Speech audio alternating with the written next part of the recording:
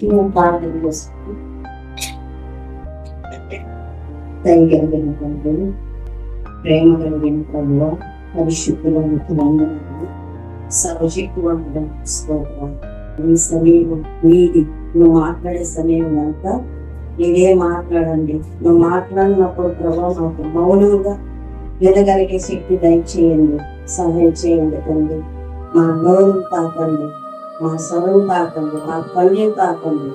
ఈ దయగలిగిన స్కూల్లో భద్రపరుచుకొని ఇవే మరికి కొంతమంది అడుగుతూ ప్రార్థిస్తున్నాను. చూపండి, ఈ సమయం పూర్తిగా లేది మేడం, నన్ను కూడా పూర్తిగా మరుగుపరుస్తుంది. మమ్మల్ని నన్ను మరుగుపరిచి నీవే మహిమాగల ప్రభావం పొందుతున్నాను.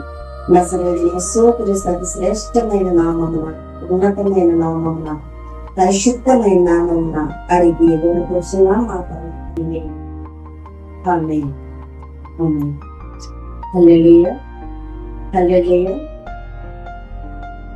ఆ భాగాన్ని అతను చెప్పిన సంగతిని నెరవేరే వరకు యెహోవాకు అతని పరిచయం ఉంచుకుంటాడు.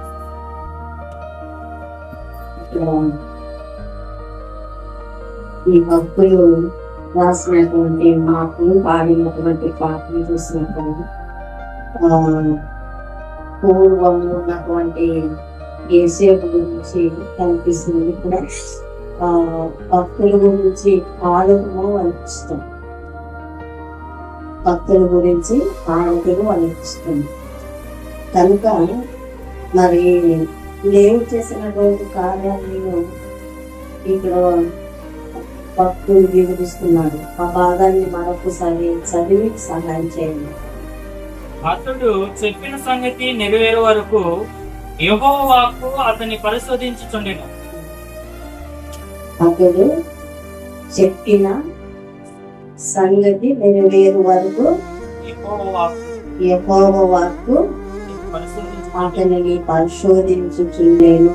ఎవరు పరిశోధిస్తుంది అంటే యేసేపు గారిని పరిశోధిస్తున్నట్టుగా కనిపిస్తుంది. ఇక్కడ పరిశోధించినప్పుడు, పరీక్షించినప్పుడు ఆ మనిషి కూడా అట్టుంటే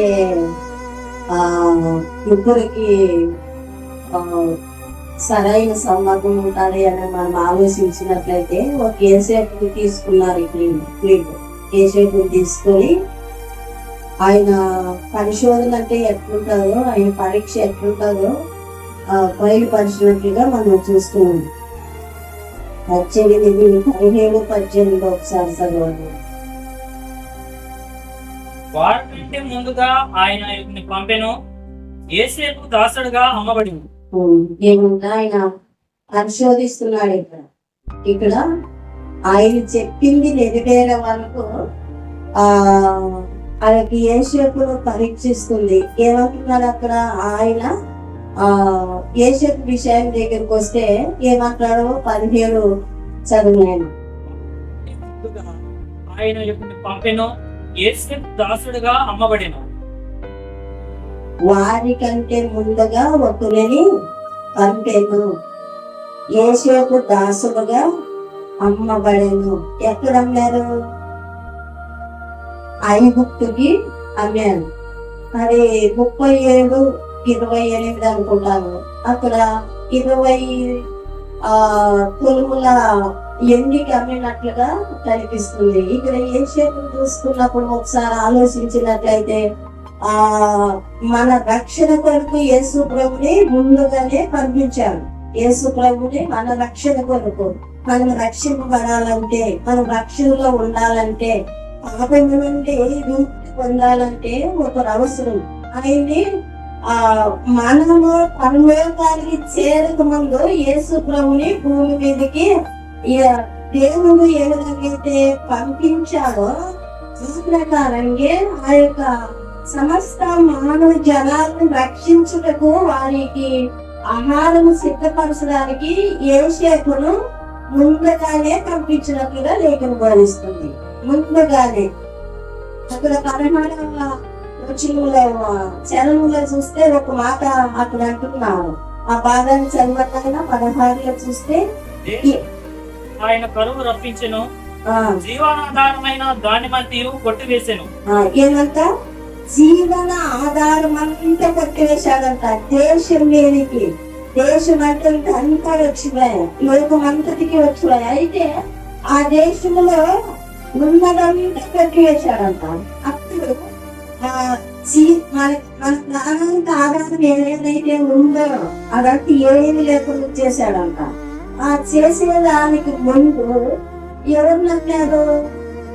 యోసేపుని ఐగుప్తుకి అన్ని వేశారు.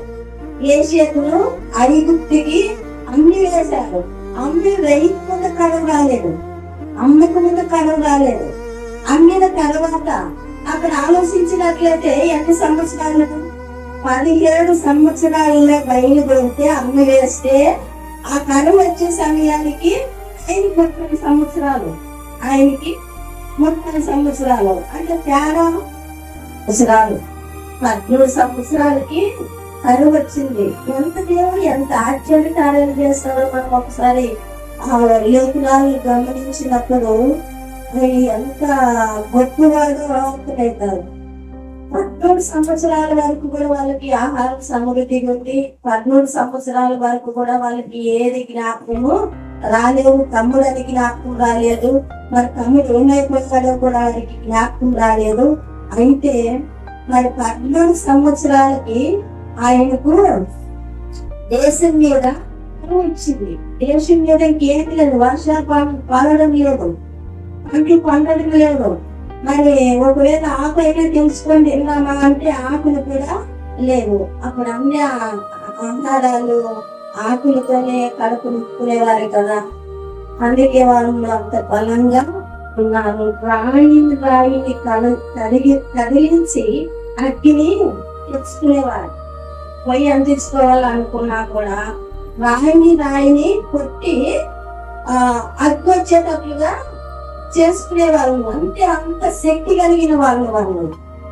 ఆకులతోనే కడుపు నింపుకుంటూ ఉండాలనుకున్నా కూడా అక్కడ ఏం లేదంట. ప్రాణానికి, జీవితానికి కావలసినటువంటి ఆహారం అంతా ఆధారంగా ఉన్న దానివల్ల కొట్టివేశాడు. ఆ కొట్టివేసినప్పుడు మరి ఐగుప్తు దేశంలో ఒక్కటే అంటుందంట. ఐగుప్తు దేశంలో ఒక్కటే అంటుందంట. అప్పుడు వీళ్ళకి ఈయన్ని అమ్మేశారు కదా. అమ్మిన తర్వాత ఆయన కష్టం ఎలా ఉందో ఒకసారి మనం ఆలోచించినట్లయితే అనిపిస్తుంది. ఆయన్ని ఐగుప్తికి అమ్మేస్తే ఆయన మీద సుఖపడడం లేదు, ఆయన ఆనందాన్ని జీవించడం లేదు. పోతే పుట్టిల్లు అంటే అన్నవాళ్ళు పోయినా పర్వాలేదు, అన్నదమ్ములు పోయినా పర్వాలేదు, నాకైతే సుఖం దక్కింది అనే ఛాన్స్ ఆయనకు లేకుండా పోయింది. అయితే ఐగుప్తు దేశానికి అమ్మి వేశారు. అమ్మి వేసిన తర్వాత ఆయన్ని ఇనుము పెట్టించిందన్న 18 అనుకుంటాను. 18లో నేను ఎలాంటి పరిస్థితుల్లో ఉన్నాడేమో ఆలోచించవచ్చు. అక్కడ ఏం చేస్తున్నట్ట అపాయం చదవండి. 18 వారు సంఖ్యల చేత అతని కాళ్ళు నొప్పించిరి, ఇనుము అతని కాళ్ళను బాధించును. ఏమంట? సంఖ్యల చేత ఆయన కాళ్ళు నొప్పించారు. ఈయనము ఆయన ప్రాణాన్ని బాధిస్తున్నాడు. నేను ఎలాంటి పరిస్థితుల్లో ఉన్నామో. ఆయన అమ్మబడింది ఎందుకు అంటే దాసులుగా ఉండడానికి. అమ్మబడింది ఎందుకంటే దాసులుగా ఉండడానికే. కానీ దాసుల్ని ఎవరైనా శిక్షిస్తారా? కొన్ని లేఖనాలు చూస్తే దాసులైన వాళ్ళు కూడా స్వతంత్రులు అవుతారని లేఖనం బోధిస్తుంది. దాసులైన వారిని ఇంటిలో అధికారులుగా పెట్టుకుంటారు. కానీ ఈ దాసుని చూడండి, ఈ దాసుని ఎట్లుందో దేవుడు ఎట్లా పరిశోధిస్తున్నాడో, దేవుని యొక్క మాట నెరవేరాలి అంటే ఎట్లా పరిశోధిస్తున్నాడో ఒకసారి మనం ఆలోచించినట్లయితే ఆయన ఈయనలో ఆయన నొప్పిస్తున్నట్టు, తన కాలం నొప్పిస్తుందంట. ఎక్కడున్నారు? ఇప్పుడైనా శరసాలలో ఉన్నారు. ఆయన నమ్మేది ఒక దాసులుగా అయితే ఈయన ఇప్పుడు ఎక్కడున్నాడు? శరసాలలో ఉన్నాడు. శరసాలలో ఎట్లున్నాడు అంటే నిమ్మలేని వాడు కాదు, ఆయన నిందింపుగా శాస్త్రానికి వెళ్ళాడు. ఆయన నిందింపబడి ఏముందా, ఒకవేళ దొంగతనం చేశాడంటే మనకి ఒకవేళ ఏమలేదు, తన కడుపుకి అన్నం లేక దొంగలించిపోయాడేమో అనుకుంటారు. కానీ ఒక స్త్రీ విషయంలో నిందింపబడితే అది ఎంత అవమానమో ఒకసారి ఆలోచించండి. ఒక స్త్రీ విషయంలో అవమానం చెందితే ఎట్లుంటారు, వాళ్ళు చూడాలన్నా కూడా ఇష్టపడరు. ఆ మంచి ఎంత ఒక్కరు మరొక ఇష్టపడరు. మంచి దగ్గరికి ఎందుక ఆయన వెళ్ళాలంటే కూడా ఇష్టపడరు. ఇదేంటి ఇలాంటి వాడంట అని ఖచ్చితంగా ఆయన ఎందుకు ఏమి ఆలోచనలు వస్తాయి. అయితే ఆయన ఐగుప్తు దేశంలో ఈయన అలాంటి పరిస్థితుల్లో ఆ 39వ అధ్యాయంలో చూస్తే, ఆదికాండం 39వ అధ్యాయంలో చూస్తే కనిపిస్తుంది. 39-20 వచ్చిన అనుకుంటాను. ఆయన శరసాలలో ఉన్నాడు. శరసాలలో ఎక్కడ ఉన్నారంటే ఆ రాజుల యొక్క దగ్గర ఉన్నటువంటి ఖైదీలు ఎక్కడైతే ఉంటారో అక్కడున్నారంట. అది చాలా కఠినమైనది. మామూలు సామాన్యులు ఉండేది లేదు, అధికారంతో ఉన్నటువంటి వారు ఉండేది లేదు. వారు సుఖపెట్టడం లేదు. అన్ని తెలిసిన వారు తప్పు చేస్తే ఎట్లా దగ్గర ఒకసారి ఆలోచించాలి. తెలిసినటువంటి వారిని ఏమంటారు, వారికి తెలుగులో ఇష్టపడతాంట, లేక ఆయనకి తెలుగులో ఇష్టపడతాంట. తెలిసిన వారు తప్పు చేస్తే ఎట్లుంటారు, వాళ్ళకి ఎలాంటి శిక్ష ఉంటుంది? ఎంత శిక్ష ఉంటుంది? చిందుకుంటారు. చాలా కఠినమైన శిక్ష. అలాంటి దాంట్లోకి ఏం చేశారు. అప్పుడు ఈయనకి ఏముందంట, ఈమెను లెక్కించిందంట, తన ప్రాణాన్ని బాధిస్తుందంట, బాధపడుకుంటున్నారంట. ఒకసారి మనం ఆలోచించినట్లయితే తెలియని తప్పు మనం నిన్ను పడితే మనం ఎంత బాధపడతామో ఒకసారి ఆలోచించాలి. మనకు చెయ్యని తప్పు మనం నిన్ను పడితే ఎట్లుంటావో నేను అనుకుంటాను. నేను కూడా కొన్నిసార్లు నాకు ఏమి మాట్లాడుకోకుండా నా మీదకి వస్తాయి, నేను చెయ్యకోకుండా నా మీదకి వస్తాయి. నేను ఖచ్చితంగా నేను కూడా అందులో ఉంటాను, అందులో నేను ఉంటాను.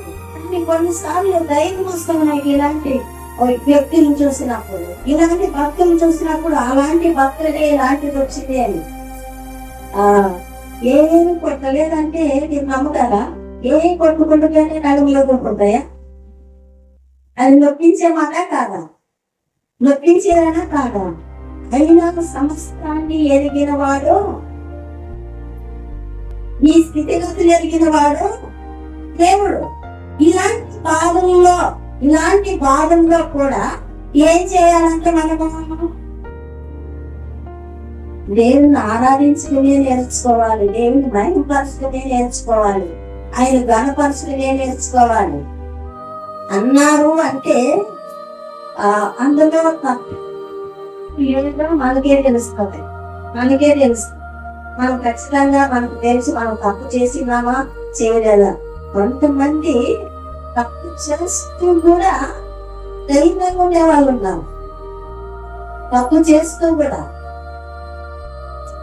కానీ ఇక్కడ ఏ తప్పు చేయలేదు. వారందరూ నమ్ముతుంటే అన్నా ఏం చేశానన్నా నేను అని ప్రదేయపడుతున్నాడంట. జరుపుకుంటున్నాడంట, నేను ఏం చేశానన్నా నేను వాళ్ళు ఇచ్చిపెట్టలేదంట, అందేశారంట. అందేస్తే పోనీ అక్కడే సుఖంగా ఉన్నాడంటే అక్కడ కూడా లేదు. కానీ ఆయన దేవుని యొక్క వైపు పరిశోధిస్తుంది, ఈయన పరిశోధింపబడుతున్నాడు. ఒక వస్తువు తయారు కావాలంటే దానికి ఎన్ని ఏట్లు పడతాయో ఒకసారి ఆలోచించండి. ఒక వస్తువు తయారు కావాలంటే, ఇదే చెక్క తయారు కావాలంటే ఇది ఎట్లా రూపింపబడుతుంది. ఇదే తయారు కావాలన్నా, ఇది తయారు కావాలన్నా ఇనుము ఇది పూర్తిగా కనుగొబడితేనే ఇది తయారవుతుంది. ఇది నేను చూశాను కాబట్టి చెప్తాను. అప్పుడు సిల్వారి అరిగించి ఏం చేసేవారు, శల్కాలు, తాములు, ఎంటెలు ఇవి తయారు చేసేది నేను కళ్ళ చూశాను. అది ఎట్లా ఆ ప్రకారంగా ఏ చేతులు కలుగుతున్నాడు, ఆ ప్రకారంగా ఏ చేతులు కలుగుతున్నాడు. పరిశోధిస్తున్నాడు అని ఎత్తుకు బోధిస్తుంది. తాను చెప్పింది నెరవేరే వరకు పరిశోధిస్తున్నారు. ఆయన నమ్మారు. ఆయన్ని ఎక్కడికి అన్నారు? ఐగుప్తుకి అన్నాడు. ఐగుప్తుకి అందిన తర్వాత ఆయన శరసాలకి వెళ్ళిన తర్వాత ఏం వచ్చింది? పరోకు కలొచ్చింది. ఫస్ట్ లో రాలేదు. ఒకవేళ శరసాలలో ఉండి ఉండకపోతే, శరసాలలో ఇనుము నక్కించకపోతే, శరసాలలో వేయబడకపోతే ఆ యొక్క కాదు. ఒకరు తిరిగి అందించేవాడు, ఒకరు వ్యక్తి ఇచ్చేవాడు. ఒకరు ద్రాక్షరసం అంటారు కదా, దాన్ని మర్యాద కొరకు లేక వారు సమస్తాన్ని మరొక కొరకు తాగేవాళ్ళు ద్రాక్ష రసాన్ని. ఒకరు ద్రాక్ష రసం అందించేవారు, ఒకరు రొట్టె అందించేవారు, రొట్టె లేక ఆహారం అందించేవారు. వారిద్దరు కూడా శరసాలలో ఉన్నారు. అప్పుడు వాళ్ళని శరసాలకి వేసి ఉండకపోతే ఏసేపు గురించి వీళ్ళకి మరొక తెలిసి ఉండేది కాదు. ఎంత పరిశోధిస్తున్నారో ఒకసారి ఆలోచించినట్లయితే కనిపిస్తుంది. అక్కడ ఎవరిని ప్రేరేపించాడు? పొతిఫారు భార్యని ప్రేరేపించాడు. తప్పు జరగకుండా కాపాడాడు. అయితే ఇక్కడ ఎవరిని ఉద్యోగస్తుల్ని శరసాలేకేశాడు. అప్పుడు ఆ శరసాలకి ఈయన నాయకుడయ్యాడు. ఎవరు? యేసేపు గారు. శరసాలలో విచారణకర్తగా ఉంచారంట. శరసాలలో ఎనుగు రప్పించింది, తన ప్రాణాన్ని బాధించింది. అయినా తనగాక అవన్నీ అయిపోయిన తర్వాత ఫస్ట్ చిత్రహింసం చేసిన తర్వాత మరి ఆయన్ని ఈయన మంచివాడు నాకున్నాడు అని చెప్పి ఆయన్ని అధికారిగా మరి విచారణకర్తగా యేసేపు ఉంచినట్లుగా లేఖను బోధిస్తుంది. అప్పుడు ఆ యొక్క విచారణకర్త ఉన్నటువంటి విచారాన్ని గుర్తించి ఏం చేశాడంట? ఒకరికి కలవడం, మీరెందుకు విచారంతో ఉన్నారు అంటే ఆయన చెప్పారంట, నాకైతే ఈ కళ వచ్చింది, నాకైతే ఈ కళ వచ్చిందంటే, సరే ఇంకా 3 రోజులు నేను బయటకి తీస్తాడు, నిన్ను ఉరెక్కిస్తాడు అనే వద్దులు చెప్పాడు. ఎవరికి? పిండి అంటే వ్యక్తి చేసి కాల్చిస్తున్నటువంటి వ్యక్తి నిజంగా తప్పు చేసినవాడు, నిజంగా తప్పు చేసేవాడు. నిన్ను ఎక్కడికి ఎక్కిస్తాడు అంటే ఉరికి ఎక్కిస్తాడు అని యేసేపు చెప్పాడు. కరువులు గుర్తు కట్టే అంత శక్తి కూడా దేవుడు యేసేపుకి ఇచ్చాడు. యేసేపుకి కరువులు గుర్తు కట్టే శక్తి కూడా యేసేపుకి ఇచ్చాడు. లాస్ట్ కి మరి ఆనందదాయకుడు ఉన్నాడు కదా, ద్రాక్షరసం అందించే ఆయన ఉంటాడు కదా, ఆయనైతే నీవు తిరిగి 3 రోజులకి నీ యజమానికి గుండె తిరిగి అందిస్తావు అన్నాడు. ఇవన్నీ కూడా ఎవరు చెప్పారు అంటే యేసేపు జ్ఞానవంతుడా? యేసేపు పనుల గురించి జ్ఞానం ఉందా? ఏది లేదు. కుటుంబంలో లాస్ట్ పుట్టినవాడు, అందరి ప్రేమలు పొందుకున్న వాళ్ళకి ఏదైనా జ్ఞానం ఉన్నది అంటే ఏది ఉండదు, ఏది కూడా ఉండదు. అందరూ ప్రేమలు పొందుకుంటే వాళ్ళకి ఏ జ్ఞానం కూడా ఉండదు. కావలసినదల్లా తండ్రి అందిస్తున్నప్పుడు, కావలసినవన్నీ అందిస్తున్నప్పుడు ఈయనకి ఏ సిద్ధం కాదు, ఏది ఉండదు. ఏదైనా మనం నేర్చుకున్నామంటే అనుభవంతో నేర్చుకుంటాం. ఎండ ఎట్లుంటుంది అని చెప్తే ఎండకి వెళితే తెలుస్తుంది ఎండ ఎట్లుండేది. కరువు ఎట్లుంటది అంటే కరువు కాలం అంటే మనం చూస్తుంటేనే కరువు ఎట్లుంటుందో తెలుస్తుంది. అయితే ఈ యేసేపు ఆయన యొక్క అన్నం దగ్గర ఉన్నప్పుడు ఆయన పరిశోధించలేడు. అన్నం దగ్గర ఉన్నప్పుడు పరిశోధించలేడు. ఎక్కడ పరిశోధిస్తున్నాడు? ఐగుప్తు దేశంలో పరిశోధింపబడుతున్నాడు. ఐగుప్తు దేశంలో పరిశోధింపబడుతున్నాడు. ఒకసారి నువ్వు నేను ఆలోచించాల్సినటువంటి సంగతి, ఒకవేళ నువ్వు అక్క మామ ఇంట్లో ఉంటే పరిశోధింపబడుతున్నావేమో, లేదు నువ్వు ఉద్యోగం చేసే చోట్లలో పరిశోధించబడుతున్నావేమో, లేదు నువ్వు ఎక్కడైనా ఒక ప్రేరణ కింద పరిశోధింపబడుతున్నావేమో ఒకసారి పరీక్షించుకోవాలి. ఈయనము నప్పించిన సంతోషంగా ఉన్నాడంట, ఈయనము నప్పించిన సంతోషంగా ఉన్నాడంట. ఒకసారి మనం అక్కడ ఆలోచించినట్లయితే, ఒకసారి మనం ఆ వాక్యం దగ్గరికి వెళ్ళి ఆలోచించినట్లయితే ఇనుము నప్పిస్తుంది, మరి అది ప్రాణాన్ని బాధిస్తుంది. అయినా కూడా ఇంకేంటి అసలు ఆలోచించండి, ఒకసారి ఆలోచించండి. ఉంటే ఇప్పుడు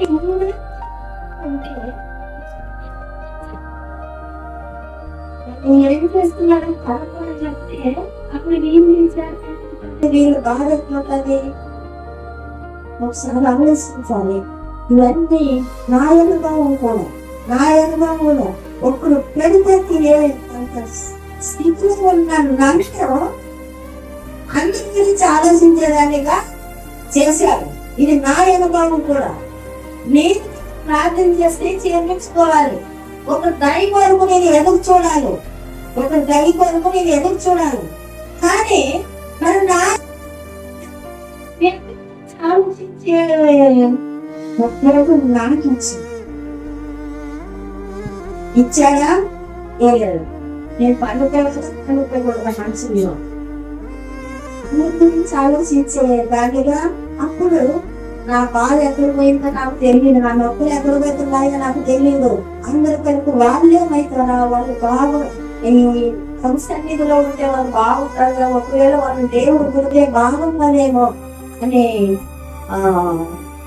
దాన్ని నాకు కూడా ఇచ్చాడని నేను నమ్ముతున్నాను. మరి మీకు ఆలోచించండి. మీరు వాళ్ళని ఏ విధంగా ప్రేమించాలి, నేను ప్రేమించమని కాదు, వాళ్ళని మనకు ఆలోచన మీదకి రావాలి. మనకు ఇప్పుడు పంపించింది ఎందుకు, ఈయన జీవానికి కావాల్సినటువంటి ఆహారాన్ని ఈ జీవానికి మరి తిరిగి ఆహారం కావాలి. మరి ఆహారాన్ని సిద్ధపరిచేకి ఒక ఏసేపే అయ్యాడు. ఆయన రాజుకి అదే కలబడి ఈ యొక్క యేసేపును మరి ఆ ఇంటికే తీసుకున్నాడు. యేసేపే ఒక ప్రధానంగా చేశాడు, యేసేపునే ఒక అధికారిగా చేశాడు. యేసేపు మాట కాకుండా నోరెత్తే వాళ్ళకు ఉండేవాడు. యేసేపు మాట కాకుండా ఒక చెయ్యి కానీ ఒక కాలు కానీ ఎత్తేవాడు అక్కడ దేవుని లోపల బోధిస్తుంది. అంటే కుటుంబంలో చిన్న గొడవైనా పెద్ద గొడవైనా యేసేపు కాకుండా అక్కడ ఏది కూడా జరిగేది కాదు. అమ్మ ఏమన్నా అనిందా, అమ్మని ఎదురు మాట్లాడేది కాదు. ఎవరి దగ్గరికి పోవాలని, యేసేపు దగ్గరికి.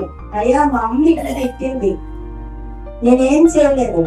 అందరూ ఉన్నారా, అన్నదమ్ముతున్నారా, వాళ్ళు గొడవ వాళ్ళు అంటే వారి మధ్యని గొడవ జరుగుతుంది. అన్ను కొట్టాడు తమ్ముడిని, కొట్టిన తమ్ముడు నేనేం చేశాను ఎదురు మాట్లాడిన అప్పుడు లేదు. అక్కడ ఏం చేసింది, ఎప్పుడు అన్న వెయ్యి తమ్ముడు వెయ్యి అయ్యగారు నన్ను మా అన్న కొట్టాడు. ఇంకా ఆలోచించండి. ఇవన్నీ కూడా నోరు ఎత్తే ఛాన్స్ కూడా లేదు. ఒకవేళ అమ్మ కొట్టిందా, నాయన కొట్టాడా, మరి తిరిగి ఎదురు మాట్లాడేదంత గాని, ఎదురు చెప్పేంత గాని, లేక నీళ్లు చేయి చేసుకునేదానికి గాని, నీళ్లు కాలు చేసుకునేదానికి గాని మాట లేదు. తంత అంటే తంత అంటారు, కొడుక అంటే కొడుక అంటారు, తిరుగుతాడు. అలాంటి ఏమి కూడా అక్కడ చదవడము లేదంట. తిట్టారా, ఎక్కడ యేసేపు దగ్గరికి. నేడు మనకు ఒక యేసేపు ఉన్నాడు. మనకు యేసేపు ఏ విధంగా అమ్మబడ్డాడో యేసుక్రీస్తు కూడా అమ్మబడ్డాడు. అన్నారా లేదా? యేసు ప్రభుని 38 రాష్ట్రాలకు యేసు ప్రభుని అమ్మి వేశారు. 20 తొమ్మిదిగా ఎందుకి ఎవరు నమ్మారు? యేసేపు నమ్మారు. మరి ఇద్దరు కోరికలు ఉన్నాయా లేదా? ఆ దేశంలో, ఐగుప్తు దేశంలో ప్రతి ఒక్కరు ఏ గొడవ వచ్చినా కూడా యేసేపు దగ్గరికి వెళ్ళేవాళ్ళు సమస్య తీర్చుకునేదానికి. వాళ్ళు గొడవ చేసుకునే వాళ్ళు కాదు, వాళ్ళు గొడవ పడేవాళ్ళు కాదు, వాళ్ళు తన్నుకునే వాళ్ళు కాదు, యేసేపు దగ్గరికి పోయేవాళ్ళు. ఇప్పుడు మన ముందున్నాడు. ఆయన ఏ విధంగా అయితే ఇనుము రప్పించిందో, మరి పట్టుకున్నప్పుడు దానికి ఇనుము ఉండాలా? ఉందా లేదా? ఇనుము కోరడానికి 5 ఉన్నాయంట. 5 ఉన్నాయట కోరడానికి. ఒక్కసారి ఏటు పడితే 5 చీల్చుకొని వచ్చేవంట. మరి యేసు ప్రభుని గాయపరచడం తండ్రికి ఇష్టమంట. మరియు యేసేపును కూడా గాయపరచడము, యేసేపును కూడా ఆయుషంలో అవ్వబడము కూడా దేవునికి ఇష్టమంట. మరి దేవుని బాధపడము, బాధ అంటే ఎవరికైనా వాళ్ళకేమి సంబరమా? నన్ను బాధపడడం అంటుంటారే, అంటారా? అంటారా? ఈ పరిస్థితుల్లో బాధపడడం నీకు అంత ఇష్టమా అంటుంటారే? మరి అది వారికి ఇష్టం అంట. నువ్వు కష్టపడితే ఆయనకి ఇష్టం అంట, నువ్వు బాధపడితే ఆయనకి ఇష్టం అంట. సంతోషపడ్డా నా బిడ్డ తప్పుకునింది, బాధ బిడ్డ తప్పుకునింది, ఆ పని నా బిడ్డ పూర్తిగా చేసింది, అప్పుడు ఆయనకి సంతోషం అంట. నువ్వు చేయకోకుండా ఉంటే నువ్వు సవాలు స్వీకరించాలి. ఏసేపు బాధించడం ఆయనకి ఇష్టమైనప్పుడు నువ్వు బాధపడడం ఆయనకి ఇష్టమా? అర్థం చేసి కాదు బాధపడేది. ఒకరు అన్నారంట, తాగి పడిపోయిందే, రోడ్లో పడిపోయింటే కొడుకులు వెళ్ళి కొట్టారంట. 2 ఏట్లు కొడితే ఆయన అన్నాడంట, ఈ శాప కొడితే అభివృద్ధి వచ్చాడు. అదే నాయనేనా? దాంట్లో నాయన ఉంటా. ఇంకా బాగా కొట్టారంట. ఇంకా బాగా కొడితే, తండ్రి మీరేమి చేస్తున్నారో మీరు ఎవరు కనుక వీరికి అది ఆయన తప్పు చేస్తున్నారా? లేదా తప్పు లేకుండా? తప్పు లేకుండా వాళ్ళు ఏమి చేస్తున్నారో క్షమించంటే క్షమింపబడతారు. నువ్వు చేసిందే తప్పు పని అయినా కూడా, తండ్రి మీరు ఏం చేస్తున్నారో మీరు ఎవరు కనుక మీరు క్షమించండి. నీ పాపములను నిలుస్తుంది, నీ తప్పులను నిలుస్తుంది. క్షమించు అంటే నీ ఎదుటి వారు క్షమింపబడతారు, కానీ నువ్వు మొత్తం పాతాళానికి వెళ్తావు, నరకానికి వెళ్తావు. నీ నోరే నిన్ను ఎక్కడికి తీసుకువెళ్తుంది? నువ్వు అక్కడ అవమానపరుస్తున్నట్లు, దేవుని అవమానపరుస్తున్నట్లు, దేవుని మాటను ఏదైనా చేస్తున్నట్లు.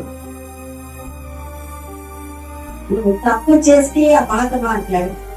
ఒకసారి యేసేపు దగ్గరికి వెళితే ఆయన ఏ తక్కువ చేయలేదు. అయినా కూడా ఏమంటాడంటే 45 ఆదికాండం 45 అధ్యాయంలో చూస్తే 5, 6, 7, 8 వరకు అనుకుంటాను. అక్కడ ఆయన నీకొచ్చి నన్ను దేవుడే పంపించాడు, నీవు కాదని పంపించింది అంటారు. ఏటి వరకు పంపించారంటే, ముందు కరువు ఉంది, ఆ కరువు తీరాలంటే నువ్వు అక్కడికి వెళ్ళాలి అని నన్ను పంపించాడు అంటున్నాడు. ముందు కరువు ఉండేది యోసేపు తెలియదు, ముందు కరువు ఉండేది యోసేపు తెలియదు, అన్నలకు తెలియదు, తండ్రికి తెలియదు. కానీ ఎవరికి తెలుసు? దేవునికి. అందుకే నన్ను పంపించాడు అని వారి అన్నలతో యోసేపు మాట్లాడుతున్నాడు. మీరేం భయపడద్దని 50 అధ్యాయంలో చూస్తే 20వ వచనంలో మిమ్మల్ని నీ పిల్లలను నేనే పోషిస్తా అంటున్నాను. మరి ప్రతి సమస్య, ఏ సమస్య అయినా ఎవరితో చెప్పుకోవాలి అంటే దేవుడితో చెప్పుకోవాలి. నీ అక్కతో గొడవ పడద్దు, నీ అమ్మతో గొడవ పడద్దు, నీ తమ్ముడితో గొడవ పడద్దు, నీ పిల్లలతో గొడవ పడద్దు. నీ సమస్య అంతా ఆయన మాట కాకుండా నువ్వు తినకు. నువ్వు తప్పు చేయకుండా ఉన్నా పర్వాలేదు, ప్రభా నన్ను అయితే మాట అన్నాను, నీ ఇష్టం నేను ప్రభా, ప్రభా నన్నైతే ఏడు కొట్టావు, నీ ఇష్టం నేను ప్రభా అడుగుతున్నామా? ఏసేపు మాట కాకుండా దేశంలో నోరెత్తిన వాళ్ళు లేనంట, కాలెత్తిన వాళ్ళు లేనంట, చెయ్యెత్తిన వాళ్ళు లేనంట. ఒకవేళ నీ విషయానికి వచ్చినప్పుడు నిన్ను ఎవరైనా నిందిస్తున్నారా, నిన్ను ఎవరైనా అవమానపరుస్తున్నారా, నువ్వు చేయని తప్పుడు నీ మీద మాట్లాడుతున్నారా, నువ్వేం చేయాల్సి వాళ్ళ దగ్గరికి పోయి నీతో ఎవరు చెప్పారో వాళ్ళు తెలిసిపోయి గొడవ పడతామా?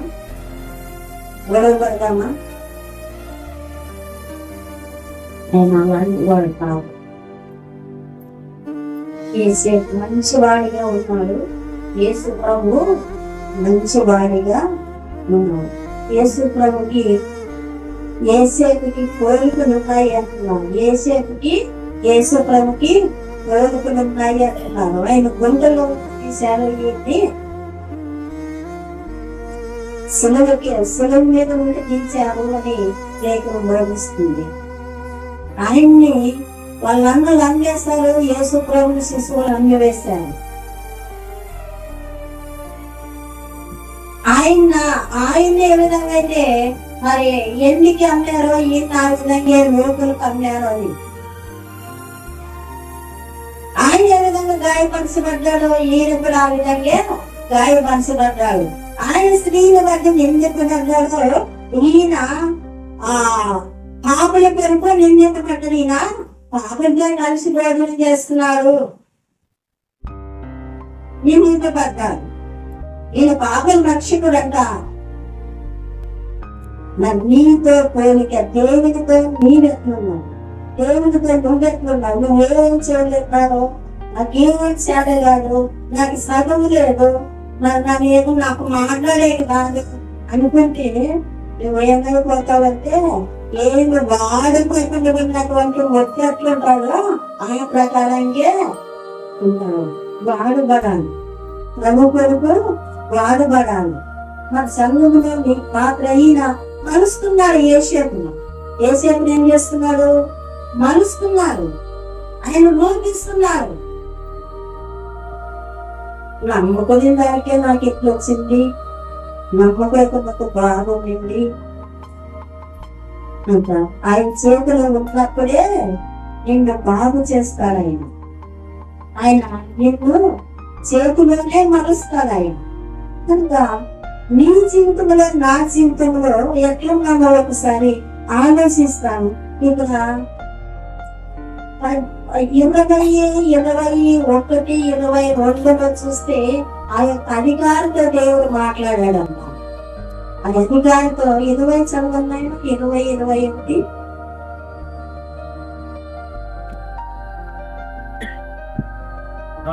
వర్తమానము పంపి అతన్ని విడిపించెను. ప్రజలను ఏలిన వాడు అతన్ని విడుదల చేసెను. ఇష్ట ప్రకారము అతడు తన అధిపతులు నేలుటకును, తన పెద్దలకు బుద్ధి చెప్పుటకును, తన ఇంటికి యజమానిగాను తన అధికారిగాను అతన్ని నియమించాడు. పెద్దల్లో రాజుల్లో మరి 15లో చూస్తే రాజుల్ని గర్తించాడన్నది. రాజుల నుంచి రాజులు వారికి హాని చేయకోకుండా కాపాడాలని ఉంది. ఈ రాజు దగ్గరికి వెళితే, మరో రాజు దగ్గరికి వెళితే ఆయన్ని విడిపించినట్లుగా లేఖనం బోధిస్తుంది. మరి ఆ రాజు ఏ విధంగా అయితే విడిపించాడో మన రాజు కూడా మనములు ఏం చేస్తున్నాడు? విడిపిస్తాడా? విడిపించింది. ప్రజలు ఏమిటో ఎవరికి ఇష్టముందంట? ఆ రాజుకి ఇష్టముందంట. మరి ప్రజలలో మనం ఉండటము ఈ రాజుకి ఇష్టం. ఏ రాజు? మనకు ఒక రాజు ఉన్నాడా లేదా? పాటలు పాడుతుంటాం, రాజు అయిన దేవా,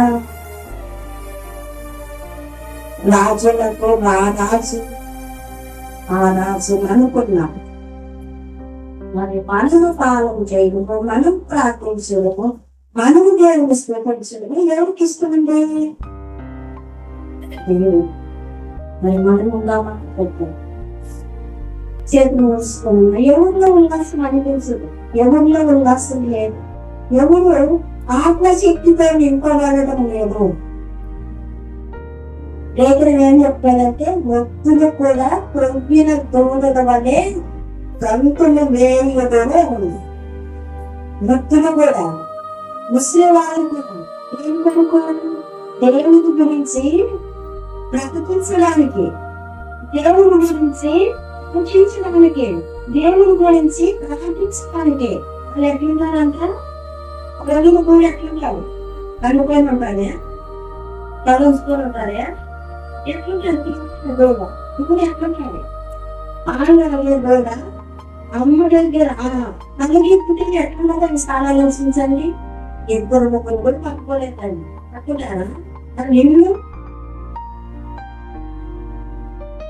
పట్టుకోని అవసరం లేదు. అడుగుగారు అడిగి ఉంటాం. సచ్చిన జీవితాలు మనకొద్దు, సచ్చిన జీవితం మనకు వద్దు. చెట్టు పొందుదామా వద్దా? చెట్టు పొందుదామా వద్దా? ఇష్టం అనుకుంటూ ఉంటామా? ఈ సమస్య ఏదైనా వస్తే ఎవరి దగ్గర చెప్పుకోవాలి? దేవుడితో చెప్పుకుంటే ఆయన నెరవేరుస్తాడు. నీ ఎడలా ఏది నెరవేరిందో ఒకసారి ఆలోచించండి. ఫస్ట్ లో మాట్లాడుకున్నాను, మొదట్లో జనవరి ఫస్ట్ లోనే మాట్లాడుకున్నాం. మన విషయంలో దేవుడు ఏం నెరవేరుస్తాడా ఈ సంవత్సరం అనుకున్నామా అనుకోలేదు. అనుకున్నామా లేదా? మతుకున్నా మతుకులేదా? మరి మన జీవితంలో ఈ సంవత్సరం ఏమేమి నెరవేరిందో ఒకసారి పరీక్షించుకొని ప్రభుని ఆరాధించండి. ఊరికే కూర్చుంటే దేవుని శక్తి మీ దగ్గరికి పని చేయడానికి రాదు, పరిశోధించడానికి రాదు. ఇది సత్యం లేని గడ్డకి నాకు సచిన్ వాళ్ళకి సూదేస్తాడా? ప్రాణంతో మీ వాళ్ళకి సూదేస్తాడు. ఎక్కడ సూదేస్తాడు? చెప్పాలి మీరే.